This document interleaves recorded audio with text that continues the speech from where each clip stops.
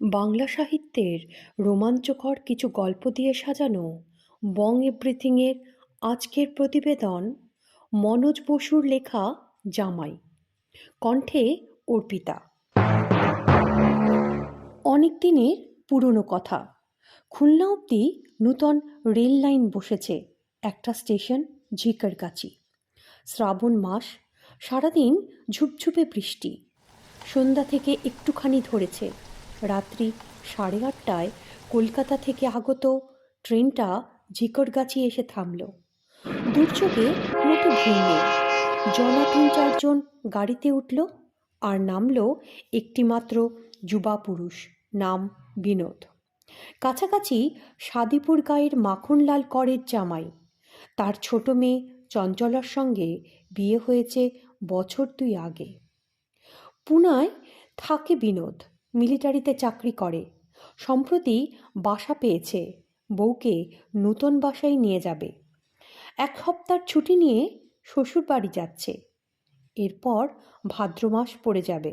শ্বশুর শাশুড়ি মেয়েকে পাঠাবেন না, সেজন্যই যত তাড়াতাড়ি। স্টেশন থেকে নেমে বিনোদ গেট পেরিয়ে বেরুলো। গেটে লোক নেই, কেউ টিকিট চাইছে না। তাকিয়ে তাকিয়ে চারিদিকটা দেখল, যেন জনমানব শূন্য। আরও 2-1 বার সে শ্বশুরবাড়ি এসেছে বটে, পথও জানা আছে। তবুও তার মনে হলো এই রাত বিরেতে স্টেশন মাস্টারের কাছে ভালো করে জিজ্ঞেস করে নিলে বিপদের ভয় কম।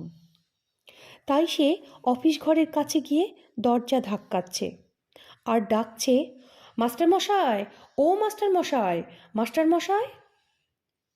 দরজা ভেতর থেকে বন্ধ, কিন্তু আলো জ্বলছে। স্টেশন মাস্টার আছেন অফিসে, কিন্তু সাড়াও দিচ্ছেন না, দরজাও খুলছেন না। হঠাৎ সেই মুহূর্তেই পয়েন্টসম্যান যেন কোথা থেকে উদয় হলো। গায়ে তার নীল কোট, তার উপর মোটা কম্বল জড়ানো। তা সত্ত্বেও হি হি করে কাঁপছে। বলে, ডাকেন কেন বাবু? মাস্টার যে বেহুশ জ্বরে। উনি তো উঠতে পারবেন না, বলুন কি দরকার?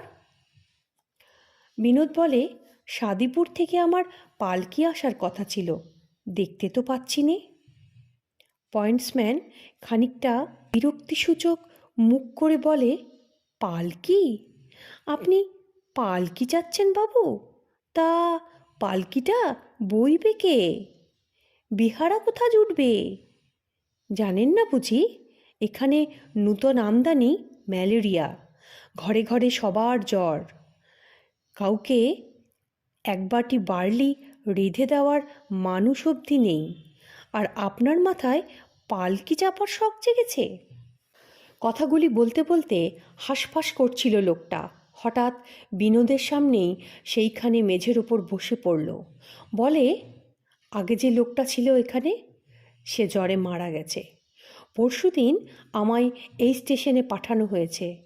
আজ থেকে আমারও জ্বর। কি জানি কপালে কি আছে।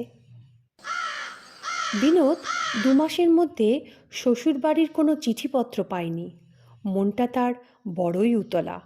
স্টেশন মাস্টার পুরনো লোক, তিনি হয়তো খবরাখবর কিছু বলতে পারেন, কিন্তু এ লোক তো নূতন, একে জিজ্ঞেস করে কোনো লাভ নেই। সারাদিন খাওয়া হয়নি বিনোদের, বড়ই ক্লান্ত। একবার ভাবল রাত্রিটা স্টেশনে কাটিয়ে সকালবেলা বেরোবে। তারপরেই ভাবল, না, সামান্যই তো পথ, মাত্র তো মাইল 3-এর বেশি নয়। তার মধ্যে এখানে যত মশার উপদ্রব দেখছি, না, রাত্রে চোখ বোজার জো নেই। তার চেয়ে বরং একটু কষ্ট করে শ্বশুর বাড়ি গিয়ে খাটের ওপর গদিয়ান হয়ে পড়াই ভালো। এই কথাগুলো ভাবতে ভাবতে পথে নেমে পড়ল বিনোদ। হন হন করে চলছে। হাতঘড়িতে রাত 9টা। সন্ধ্যারাত্রি বলা যায়। এরই মধ্যে চারিদিকের নিশুতি। রাস্তার জল কলকল করে নালায় পড়ছে, ব্যাঙ ডাকছে, বাদুড়ের ঝাঁক মাথার উপর দিয়ে যাচ্ছে। খানিক বাদে চাঁদ দেখা দিল আকাশে। মেঘ ভাঙা ঘোলাটে জ্যোৎস্না। অদূরে কেয়া ঝাড়, মানুষ যেন মনে হয়। মানুষটা কাটা বনের মধ্যে মোটা কেয়াগুড়ির ওপর আরামে পা ছড়িয়ে বসে আছে।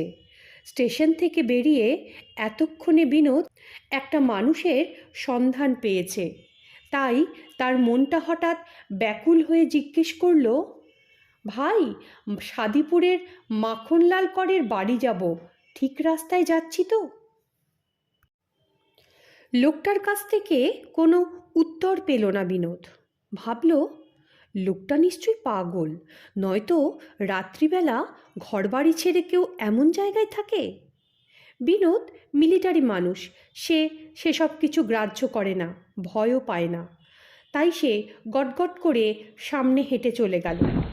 দেখল সামনে একটা দীর্ঘ খেজুর গাছ, ঝড়ে মনে হয় বেঁকে গেছে, কাত হয়ে আছে ঠিক রাস্তার উপর। গাছটা আগেও দেখেছে। বিনোদের মনে পড়ল, না, সে ঠিক পথেই এগোচ্ছে, পথ তার হারায়নি। বিনোদ যখন গাছের নিচ দিয়ে পার হচ্ছিল, মনে হলো হঠাৎ গাছটা বুঝি মাটির সঙ্গে এসে ঠেকবে, তাই সে দৌড়ে জায়গাটা পার হলো। ঠিক তৎক্ষণাৎ গাছটা মাটিতে ধাক্কা খেয়ে আবার উপরে সোজা হয়ে দাঁড়ালো। পাশ থেকে বিনোদ শুনতে পেল কারুর যেন খলখলিয়ে হাসি। বিনোদ ছুটে প্রাণ রক্ষা করল। সে ভাবল, না হলে বুঝি তার মাথায় গাছটা পড়ত আর তার মাথা ফেটে চৌচির হয়ে যেত। অল্পের জন্য বেঁচে গেছে বেচারা। খুব খানিকটা এগিয়ে গিয়ে সে পিছন দিকে তাকায়, দেখে খেজুর গাছ আগে যেমন ছিল তেমনিই আছে। সাহসী মানুষ বিনোদ, প্যারেড করে, বন্দুক চালায়। ভাবল, বুঝি তার চোখের ভুল হয়েছিল। আজকে বম্বে মেল বড্ড লেট। হাওড়া স্টেশনে নেমেই শিয়ালদা মুখো ছুটতে হলো। খাওয়া দাওয়া হয়নি সারাদিন। খিদে তেষ্টায় অবসর নিয়ে মাথা ঘুরছে, আর সে এই সব ভুলভাল দেখছে। আসলে এগুলো কিছুই নয়। এসব ভাবতে ভাবতেই সে শ্বশুরবাড়ি পৌঁছে গেল। তার শ্বশুরবাড়ির অবস্থা ভালো। এদের পাকা কোঠা বাড়ি, বৈঠকখানা অন্ধকার। তার মনে পড়ে সে যখন একবার শীতকালে এসেছিল, দিনরাত এখানে লোক গিজগিজ করত, রাত দুপুর অবধি পাশা খেলা চলতো। আজ কিন্তু কেউ নেই।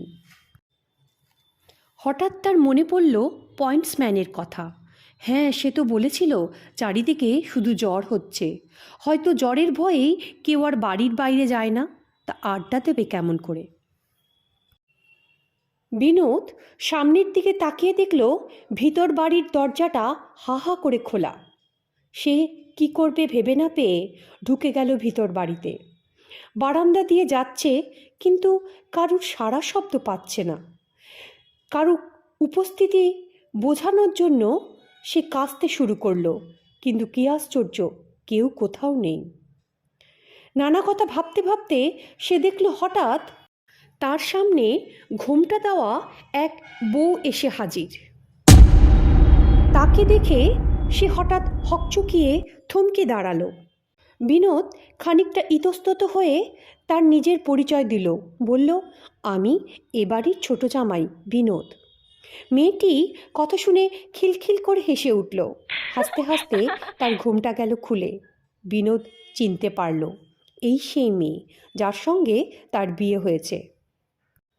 চঞ্চলাকে দেখে বিনোদের মনের আনন্দ আর ধরে না। চঞ্চলা আগে আগে চলে, বিনোদ তার পিছে পিছে। আরও বারান্দা, সিঁড়ি, উঠান পার হয়ে সে আসলো ভিতর ঘরে। একসময় বিনোদ তাকে প্রশ্ন করল, আচ্ছা, মানুষ দেখিনে কেন? এরা সবাই গেল কোথায়? চঞ্চলা বলে, ঝিকেরগাছিতে আমার যে পিসিমণি আছে না, তার মেয়ের বিয়ে, বাড়ি শুদ্ধ সবাই গেছে। তারপর ঢোক গিলে বলে, আমারও যাবার কথা ছিল, কিন্তু জ্বর থেকে উঠে সদ্য অন্নপথ্য করছি বলে গেলাম না। ঘরের মধ্যে দুজনার দিকে তাকালো। সামনে জ্বলছে কুলুঙ্গিতে প্রদীপ। প্রদীপের আলোয় বিনোদ চঞ্চলার দিকে ভালো করে তাকালো। মনে মনে ভাবল, অসুখ করেছিল কই, চেহারায় তো বোঝা যায় না। আগে যেমন দেখে গেছে ঠিক তেমনটিই আছে। চঞ্চলার চেহারা সবসময় চমৎকার আর স্বাস্থ্যবান। বিনোদ বলে, এত বড় বাড়ির মধ্যে একলা একটি প্রাণী, ভয় হচ্ছে না তোমার? চঞ্চলা বলে, ও মা গো, একলা কেন হব? বুড়ো দারোয়ান, গোবিন্দ চাকর সবাই তো আছে। তাছাড়া দেখলে না বৈঠকখানায় সৌদামণি ঝিকে? শরীর খারাপ বলে সকাল সকাল শুয়ে পড়েছে, ডাক দিলে এক্ষুনি আসবে। পালঙ্কের বিছানায় চেপে বসে বিনোদ, অভিমান ভরে বলে, আজ এসে পৌঁছবো। স্টেশনে পালকি রাখবার জন্য চিঠি দিয়েছিলাম, পালকি না জুটুক, বুড়ো দারোয়ানকে তো পাঠালে পারতে। চঞ্চলা ঘাড় নাড়ল, বললে, চিঠি তো পৌঁছায়নি। পৌঁছাবে কেমন করে? পোস্টমাস্টার, পিয়ন দুটোই তো মারা গেছে, আর যে রানার ডাক নিয়ে আসতো সেও নাকি নেই। সাংঘাতিক ম্যালেরিয়া চারিদিকে। জ্বর জারি কাকে বলে এ অঞ্চলের লোক আগে কখনো জানতো না। রেল লাইন হয়ে অবধি এই কাণ্ড। গাংখালের মুখ বন্ধ করে রাস্তা বেঁধেছে, খানা ডোবা চারিদিকে বন্ধ হয়ে বর্ষার জল পড়তে না পড়তেই নরক গুলসার। মানুষজন উজাড় হয়ে গেল এই জ্বরের ত্রাসে। কথাবার্তার ফাঁকে বিনোদ বলে, জানো তো, সারাদিন আমার ভাত জোটেনি, ভীষণ খিদে পেয়েছে, যদি পারো চারটি ভাত ফুটিয়ে দাও। চঞ্চলা ব্যস্ত হয়ে উঠে পড়ল, বলে, ছি ছি, আগে বলবে তো, আমি চালে ডালে খিচুড়ি চাপিয়ে দিই, তাড়াতাড়িও হবে, তরকারির হাঙ্গামা হবে না। তুমি শুয়ে থাকো, বিশ্রাম করো, রান্না হলে তোমায় ডাকবো। চলে গেল চঞ্চলা, যেন উড়ে বেরিয়ে গেল পাখির মতো। এই ঘরটায় বিনোদ আগেও থেকে গেছে। পেছনের খিড়কির বাগান, কদম ফুল ফুটেছে, খোলা জানলায় মিষ্টি গন্ধ আসছে। কুলুঙ্গির প্রদীপটা হঠাৎ দপদপ করে উঠল, চমক লাগে। অনেক লোকের আনাগোনা, যেন বাইরের ফিসফিসানি কথাবার্তা শুনতে পেল বিনোদ। সে বলে উঠল, কে রে, গোবিন্দ নাকি? কিন্তু কোনো জবাব এলো না। একা গোবিন্দ কিংবা দু চারজন লোক নয়, অনেক অনেক অনেক লোকের আওয়াজ পাচ্ছে সে বসে বসে। এত লোক এলো কোথার থেকে? বিনোদ আর শুয়ে থাকতে পারে না, ধর্মর করে উঠে জানলার দিকে যায়। দেখে বাইরে জ্যোৎস্না উজ্জ্বল হয়েছে, কিন্তু কোনো লোকজন তো নেই। কিন্তু যেই মাত্র ভেতরের দিকে সরে আসে, আবার সেই চাপা গুঞ্জন শুনতে পায় সে। এবার উঠে গিয়ে বিনোদ দড়াম করে জানলার কপাট বন্ধ করল। একলা ঘরে গাটা ছমছম করছে। চঞ্চলার কাছে একথা বলা যাবে না, হাসবে, ঠাট্টা করবে, বলবে, তুমি কেমন বীরপুরুষ, এই সাহস নিয়ে লড়াই করতে যাও। তার চেয়ে দেখি গিয়ে চঞ্চলা কোথায় খিচুড়ি চাপিয়েছে, সেখানে গিয়ে দুজনে গল্প করি। যা ভাবা তাই কাজ। পা টিপে টিপে নিঃসাড়ে বিনোদ চলছে রান্নাঘরের দিকে। হঠাৎ ঢুকে পড়ে চঞ্চলাকে চমকে দেবে। রান্নাঘরে ঢুকতে গিয়ে থমকে দাঁড়ায় বিনোদ। ওরে বাবারে, এ কি সর্বনাশের কাণ্ড! রান্না করছে চঞ্চলা। উনুন জ্বালাবার কাঠকুটো নেই বোধ হয়, সেই জন্য নিজের পা দুখানা ঢুকিয়ে দিয়েছে উনুনের ভেতর। দাউ দাউ করে জ্বলছে পা দুটো। উনুনের ওপর কড়াইতে খিচুড়ি ফুটছে টকবক করে। চঞ্চলা আঙুল দিয়ে একবার তুলে নিয়ে টিপে দেখে সেদ্ধ হলো কিনা। গরম খিচুড়ির মধ্যে ইচ্ছে মতো আঙুল ডুবিয়ে দিচ্ছে, পা জ্বলছে উনুনের ভেতরে। দরজার পাশে দাঁড়িয়ে দাঁড়িয়ে সব কিছু দেখছে বিনোদ। ভয়ে তার বুকের রক্ত শুকিয়ে জল হয়ে গেল। মশলা কাটবে বলে চঞ্চলা বোধহয় হাত লম্বা করে ঘরের কোণ থেকে নিয়ে আসলো শিল্পাটা। সে হাত আস্তে আস্তে আবার ছোট হয়ে যাচ্ছে, তারপর একবারে স্বাভাবিক হলো। কাছে নিয়ে এলো শিল্পাটা, হাত লম্বা করে তখন তাকের ওপর থেকে মশলার ডালা নামিয়ে আনলো। এক জায়গায় বসে সমস্ত হচ্ছে। ঘটর ঘটর করে বাটনা বাটছে চঞ্চলা। বিনোদ রুদ্ধ নিঃশ্বাসে তাকিয়ে সব দেখছে। পা দুটো খুঁটির মতন অনড় হয়ে গেছে, দেখছে এক দৃষ্টিতে। খিচুড়ি নামিয়ে চঞ্চলা থালায় ঢালে, পিড়ে পাতে, জলের গেলাস দেয়।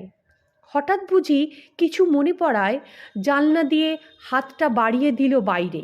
হঠাৎ হাতটা লম্বা হতে হতে দূরে কোথাও থেকেও ছিঁড়ে নিয়ে আসলো 4টে পাতিলেবু। বিনোদ জানে, আগে দেখেছে, তাদের বাড়ির পাতিলেবুর গাছ দেওয়ালের একদম কোণায়। তা প্রায় 50 হাত তো হবেই। এরপর চঞ্চলা বটি পেতে লেবু কাটতে বসল। হঠাৎ বিনোদ যেন সম্বিত ফিরে পেল। উঠি কি পড়ি ছুটছে শ্বশুরবাড়ির বাইরে, একেবারে রাস্তার উপর। রাস্তা ধরে ছুটছে, মানুষ দেখা যায় না, কিন্তু চারিদিক থেকে কলরব। বহুকণ্ঠে ডাকাডাকি করছে। কেউ বলছে পালাস কোথা, কেউ বলছে দাঁড়া, কেউ বলছে ভালোর তরে বলছি দাঁড়িয়ে যা। আবার সেই খিলখিল হাসি, সেই হাসি যে হাসি সে শুনেছিল শ্বশুরবাড়ি আসার সময় রাস্তায়। বাসতলার অন্ধকার রাস্তা দিয়ে ছুটতে ছুটতে বিনোদ এলো ফাঁকায়। কি আশ্চর্য, তার সামনে পিছনে ডাইনে বাঁয়ে 4টে বউ। সে যত ছোটে, বউগুলো ততই ছোটে।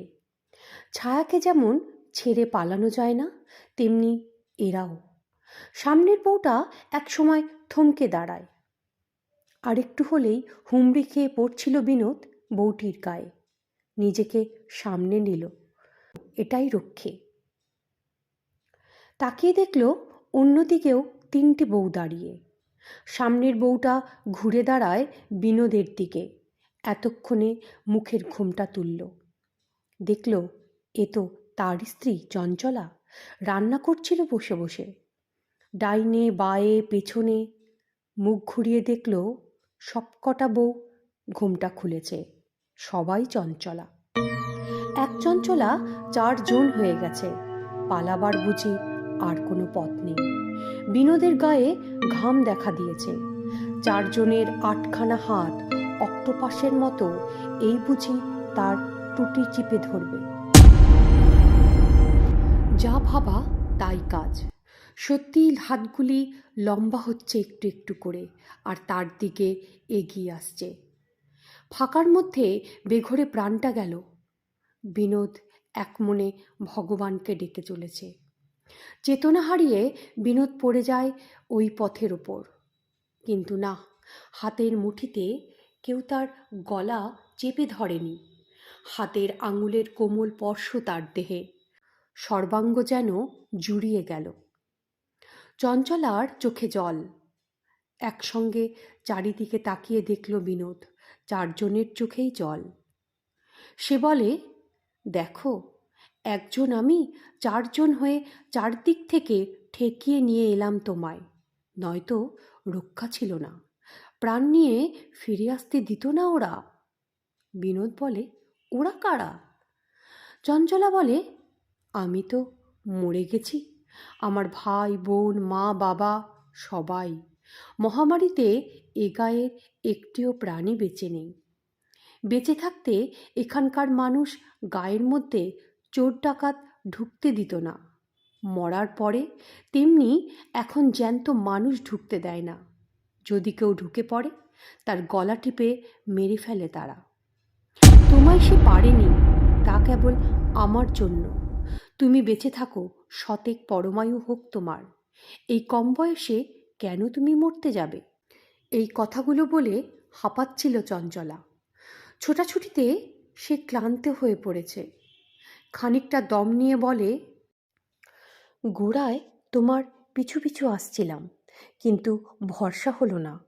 সামনের দিক দিয়ে কিংবা ডাইনে বাঁয়ে কেউ এসে টপ করে যদি তোমায় ধরে নেয়। একজন 4 জন হয়ে চতুর্দিকে ঘিরে নিয়ে এসেছি তোমায়। সে যে কি কষ্ট তা তুমি বুঝবে না। তবে আর কোনো ভয় নেই, সাদিপুরের সীমানা ছাড়িয়ে এসেছি। একটুখানি গেলেই স্টেশন। 4 বউ 4 পাশ থেকে মাথা নুইয়ে 4খানা হাত বের করে বিনোদের পায়ের ধুলো নিল। পলকের মধ্যে দেখে ফাঁকা মাঠের মধ্যে একলা দাঁড়িয়ে সে, কোনো দিকে কেউ নেই। আমাদের গল্পগুলো যদি আপনাদের ভালো লেগে থাকে তাহলে আপনারা চ্যানেলটাকে সাবস্ক্রাইব করে আমাদের সঙ্গে থাকুন। ধন্যবাদ।